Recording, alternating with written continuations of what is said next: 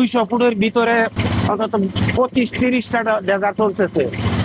এই শব্দের লাগি আমাদের ছেলেমেয়েরা লেখাপড়া করতে পারে না, আমরা ঘরের ভিতরে বসতে পারি না, ঘুমাইতে পারি না, রুগীর আরো অসুবিধা হয়। স্যালেন্সার না থাকার কারণে আছে না, এটা অতিরিক্ত শব্দ হয়, বাচ্চা কাচ্চা আছে না, অনেক সময় ঘুমের থেকে জাগ্ন হয়ে যায়। মেশিনগুলো তারা চালার, মেশিনগুলো যদি সাইলেন্সার দেওয়া আর সঠিকভাবে চালাইতে অত শব্দ হইতো না, এই শব্দ তো বাচ্চা কাচ্চার ক্ষতি করে।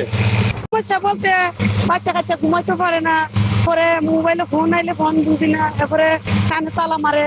নৌকার বাড়ি আমার গড়দর গেছে গা, মানে এই লেদার বয়াইছে, আমি মানে কই যাইতাম, আমার একটা ব্যবস্থা করে দিন। খাসিয়ামারা নদী বালুমহাল যেটি, এটি অনেক, এই নদীটি খুবই খরস্রোতা। এই বালুমহালের আসলে ড্রেজারের বিষয়ে যে অভিযোগটা, এটা ড্রেজারের বিরুদ্ধে আমাদের অভিযান সবসময়ই হচ্ছে কি এটা চলমান থাকবে। আমরা এই পুরো রাবার ড্যাম এরিয়া থেকে হচ্ছে কি ইন্ডিয়ান যে বর্ডার সেই পর্যন্ত যে খাসিয়ামারা যে বিস্তৃত, সেই অঞ্চলটাতে হচ্ছে কি আমাদের সবসময় হচ্ছে কি নজরদারির মধ্যে আছে।